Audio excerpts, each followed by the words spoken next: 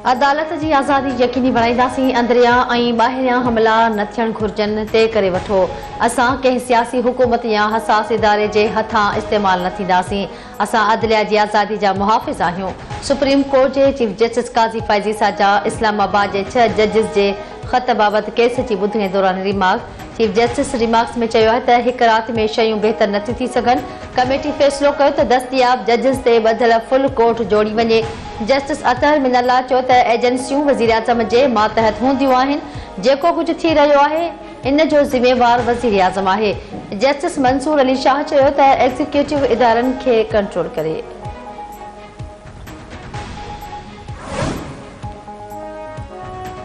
सिंध जे वॾे वज़ीर सैयद मुराद शाह जी सदारत हेठि 41 लख स्कूल खां ॿाहिरि ॿारनि खे स्कूलनि में वापसि आणण लाइ अहम इजलास में तालीम वारो वज़ीर सेक्रेटरी ऐं ॿिया शरीक।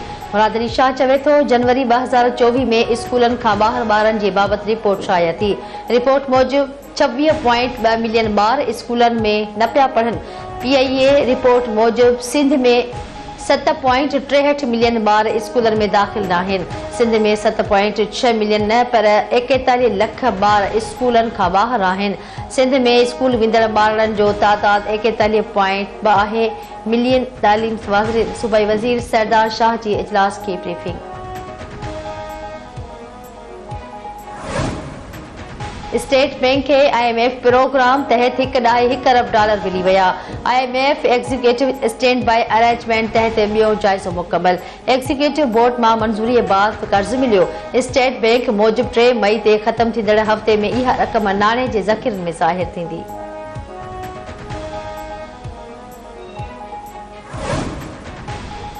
सिंध हुकूमत जॾहिं बि चाहे कचे में ऑपरेशन लाइ फ़ौज खे इस्तेमाल करे सघे थी। कराची समेत सिंध में अमन अमान जी सूरतहाल खे गौर सां ॾिसी रहियो आहियां।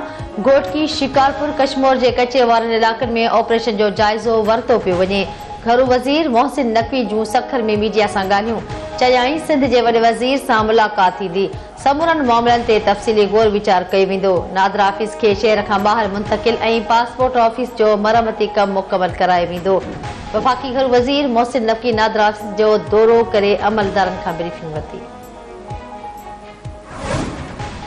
एस्टेब्लिशमेंट सां ॻाल्हियूं सभिनी जे साम्हूं थींदियूं। का बि लिकियल ॻाल्हि न थींदी। KP जे वॾे वज़ीर अली अमीन गंडापुर जूं पिशावर में मीडिया सां ॻाल्हियूं। चवे थो मुल्क जे इस्तेहकाम लाइ बानी PTI शुरूअ खां ई ॻाल्हियुनि जो हामी आहे।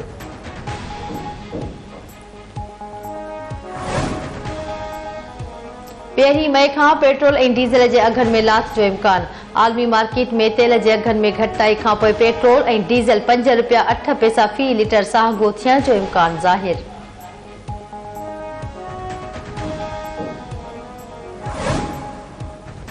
नेब LNG रेफरेंस वापसि वठी छॾियो। शाहिद खाकन अब्बासी समेत समूरा जवाबदार बरी।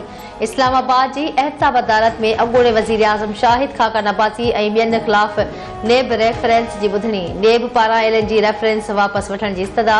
अदालत नेब जी दरख़्वास्त ते फ़ैसिलो ॿुधाईंदे शाहिद खाकन अब्बासी समेत समूरनि जवाबदारनि खे बरी करे छॾियो।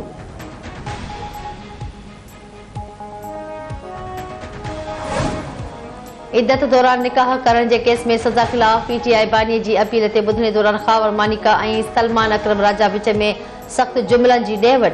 सेशन जज इस्लामाबाद शाहरुख अर्जमंद दरख़्वास्त ते ॿुधणी कई। PTI बानी जे वकील सलमान अकरम चयो त ख़ावर मानिका कूड़ो आहे। ख़ावर मानिका जवाब ॾिनो त ट्रायल दौरान PTI बानी सुल्तान अकरम ते हथ रखियो त ही गंद उछलाइण लॻो। ज़ुल्फी बुखारी संदसि घर मैसेज ऐं संदसि ढेरनि खे फ़ोन कॉल्स छो पियो करे।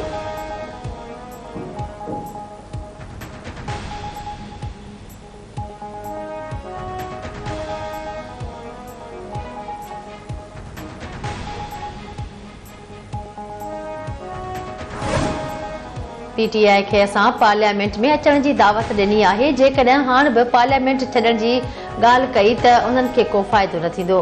PP अॻवान ख़ुर्शीद शाह सखर में मीडिया सां ॻाल्हाईंदे चयो आहे त जॾहिं ख़ुदि PTI बानी जी अॻवानी में एहतजाज थिया उन वक़्तु बि हुकूमत 5 साल पूरा कया। मुल्क वधीक ॾपेड़ बर्दाश्त नथो करे सघे।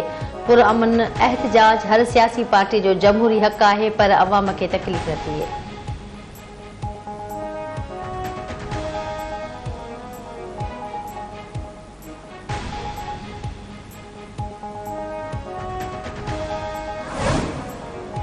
कराची जे इलाक़े मीठा दर में दुकान अंदर सिलेंडर धमाको वधीक हिकु ॼणो फोत अंग बथी वियो 4 ज़ख़्मी धमाके बाद दुकाननि खे बाहि लॻी वई सामान सड़ी वियो वाक़े बाद इमदादी टीमुनि पहुची ज़ख़्मियुनि खे अस्पताल मुंतक़िल कयो फायर ब्रिगेड अमले बाहि ते ज़ाब्तो आणे वरितो। टडो अलाहिया जे सुल्तानाबाद स्टॉप वटि एम्बुलेंस जी टक्कर में रोड पार कंदड़ मामू भाणेज फोत हादसे जे नतीजे में झंडो मरी वासी मोहम्मद अकरम ऐं असगर वगियो फोत थी विया। हादसे खां पोइ साॻी एम्बुलेंस में फोतनि जा मड़ सिविल अस्पताल मुंतक़िल कया विया। पुलिस ड्राइवर खे गिरफ़्तार करे एम्बुलेंस खे पंहिंजी तहवील में वठी छॾियो।